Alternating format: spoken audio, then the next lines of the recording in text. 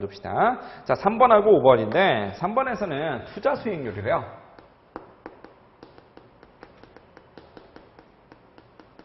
자, 투자 수익률 영어로는 Return on Investment라고 해서 들어보셨을 거예요. Return on Investment라고 해서 ROI라고 이렇게 부릅니다.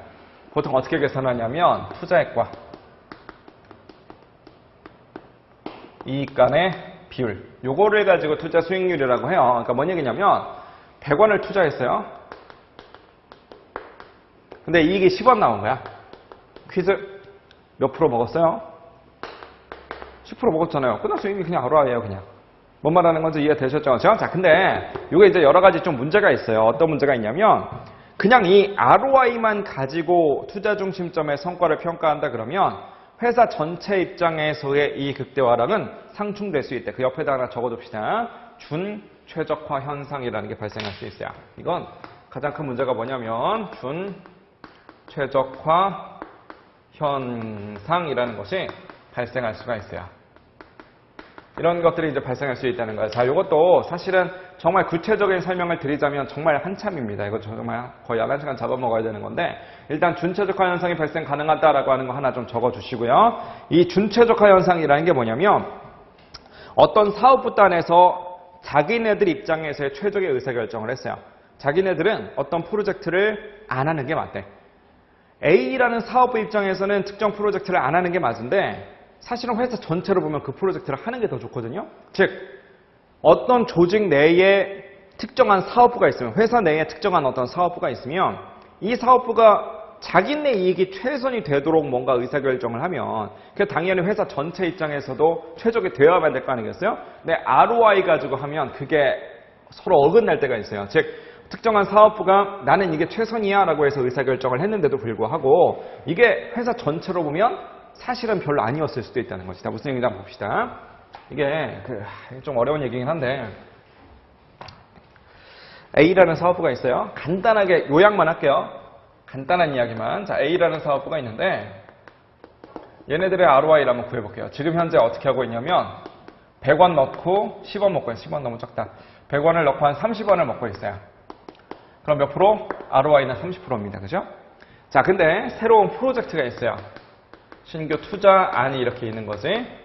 신규 투자안에 대해서도 ROI를 한번 따져봤어. 신규 투자안도요. 똑같이 100원을 투자해야 돼요.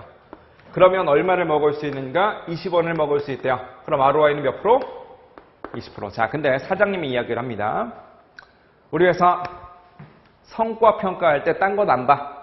딴 건 안 보고 뭐만 볼 거냐? ROI. 투자 수익률이 높으냐 낮으냐 이것만 볼 거야. 즉 투자 수익률이 높다면 보너스 많이 주고 투자 수익률이 낮다면 보너스도 조금 줄 거야. 이렇게 선언을 해버렸어요. 자, 여러분들이 누구시냐면 A 사업부의 부장님이세요. 여러분들의 1번 목표, 솔직한 이야기로 여러분들이 A 사업부의 부장님이라면 여러분들의 1번 목표는 뭐야? 우리 회사가 잘 먹고 잘 사는 것, 우리 회사가 번영하는 것, 좋죠. 하지만 그래도 제일 중요한 건 뭡니까? 내가 우리 부의 우리 팀이 보너스를 올해 두둑히 챙기는 것. 이게 제일 중요해요. 솔직한 이야기로. 그죠? 자, 사장님이 여러분들한테 ROI만 높다면 보너스 많이 줄게. 이렇게 선언을 해버렸어요. 지금부터 여러분은 A사업부의 부장님이시고요. 의사결정 해보세요. 자, 퀴즈. 20%짜리 신규 투자한 이거 한다 안 한다? 한다 안 한다? 자, 설마 이렇게 생각하시는 분들 없겠죠? 가만 있어봐. 내가 지금 30%인데 새로운 거 20%짜리라고? 야, 그럼 이거 투자하면 내가 이거 둘 다 먹는 거니까 그럼 50%겠네? 이렇게 하는 사람 없잖아요. 그죠? 이게 말이 안 되는 거잖아요. 그죠? 만약에 이걸 투자해버리면 어떤 일이 발생하느냐? 투자 후에는요. 투자 후에 ROI는 이렇게 될걸요. 투자 후에는 전체 결국 얼마를 투자한 거예요? 합쳐서 200을 투자한 거잖아. 그런데 합쳐서 얼마를 먹었어요? 50을 먹게 된 거니까 결국은 비율적으로 봤을 때 25%를 먹게 되는 거라고 이렇게. 그러니까 30%에 20%다라고 해서 합쳐서 50%가 되는 게 아니라 얘네 둘이가 이렇게 섞여버리는 거예요. 즉 30%짜리가 자기네들의 지금 현재 ROI가 신규 투자안보다 더 크고 새롭게 하려고 하는 게 지금 자기네만 못하다 그러면 A사업부 입장에선 당연히 안 하는 게 좋다는 거지. 즉 A사업부의 입장은요. A사업부의 입장에서는 당연히 투자하지 않는 것이 최선이라는 거죠. 자, 근데 이런 일이 있을 수 있어요, 여러분. 어쨌든 새로운 투자를 하려면 돈이 필요하잖아요. 이거 투자하려면 100원 투자해야 된다면 100원 어디서 내요? 100원 원래부터 있는 돈 갖고 하는 게 아니라 은행을 고려하자는 거지, 은행을. 은행에서 100원을 빌려 갖고 와야만 그걸 가지고 투자를 하든지 말든지 할 거 아니겠어요. 자, 그럼 은행에선 뭘 달라고요? 은행에서는 이자를 달라고요. 은행에서는 이자율을 예를 들어서 10% 줘 이렇게 얘기할 수도 있다는 거죠. 자, 이거를 보통 뭐라고 하느냐? 최저 필수 수익률이라고 부릅니다. 참고만 하세요, 그냥. 은행에서 10% 달라고 했으니까 어떤 투자를 했을 때 최소한 필수적으로 그래도 이 정도의 수익률보다는 많이 먹어야 되겠다 이런 뜻인 거예요. 자, 10% 정도의 이자를 낸다 그러면 100원을 구워올 수 있어. 그럼 100원을 빌려와서 20을 뽑아 먹으면 무려 20%만큼을 먹을 수 있는 거니까 은행에다가는 10%만 내면 되는데 먹는 건 20%니까 이거 사실 되게 좋은 투자는 아닌가요? 즉 이거는 A사업부의 성과평가에는 불리한 영향을 미칠지 몰라도 회사 전체로 놓고 봤을 땐 되게 좋은 거예요. 왜냐하면 이자는 10%에 빌려오면 되는데 프로젝트에서는 무조건 20%를 먹게 해준다고 하니까 가만 앉아서 어쨌든 간에 프로젝트를 하면서 10%씩을 더 차익을 남기는 거잖아요. 즉 회사 전체 입장에서 봤을 때는 이게 상당히 좋은 프로젝트, 즉 투자를 하는 게 맞다 이렇게 결론 날 수도 있다는 거지. 그러면 보세요. A사업부는 내가 보너스를 많이 받는다는 건 그만큼 회사에 도움이 돼서 나한테 보너스를 많이 주는 거니까 투자를 안 하는 게 나도 보너스를 더 많이 받고 회사 입장에서도 좋겠지 하고서 투자를 안 했는데 사실 알고 보니 회사 전체 입장으로 보면 투자하는 게 더 좋았더라는 거지. 그러니까 이렇게 둘 간에 서로 딴소리 하게 되는 이런 현상을 뭐라고 하느냐? 아까 말씀드렸던 최적화 현상이라고 부르고요. ROI로 성과평가하게 되면 이런 문제점이 좀 있다는 거예요. 그 이야기가 적혀 있는 게 동그라미 3번입니다. 다시 한번 읽어봅시다. 투자 수익률 ROI. 이걸로 투자 중심점에 대한 성과를 평가하게 되면 회사 전체의 이익 극대화와 상충될 수 있다. 맞는 얘기고요. 이제 무슨 얘기인지 대략 감은 잡히실 겁니다. 자, 동그라미 5번의 경제적 부가가치. 이것도 한번 보시면 얘는 되게 어려운 거예요. 되게 어려운 거라서 구체적인 이야기, 뭐 계산 문제 이런 건 안 나올 겁니다. 계산 문제는 안 나오는데 이 정도는 좀 알아두세요. EVA라고 보통 불러요. 경제적 부가가치.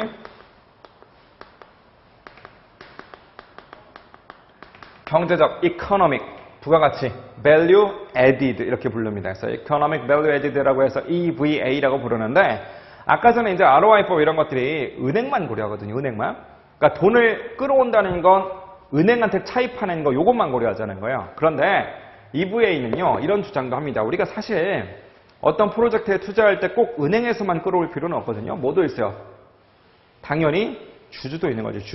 주주한테서 출자 받는 것도 충분히 가능하다는 거지. 그래서 EVA법에서는요. 당연히 은행, 채권자와 관련된 고려도 하지만 누구에 대한 고려도 하느냐?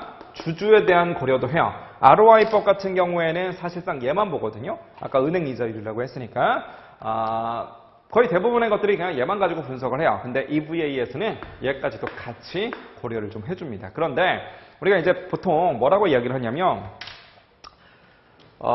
이게 이제 그 재무관리예요. 사실은 회계라기보다 회계 어카운팅 말고요. 재무관리 파이낸싱과 관련된 이야기인데 파이낸싱에서는 부채도 자본이라고 하고 자본도 자본이라고 하잖아요. 즉 뭔 얘기냐면 이게 부채고 이게 자본인데 요 자본은 원래 우리 거기 때문에 얘는 이제 자기 자본이라고 부르고요. 얘 은행은 남이잖아요. 그렇죠? 은행은 누가 봐도 나랑 남남이기 때문에 얘를 뭐라고 하느냐? 타인 자본이라고 불러요.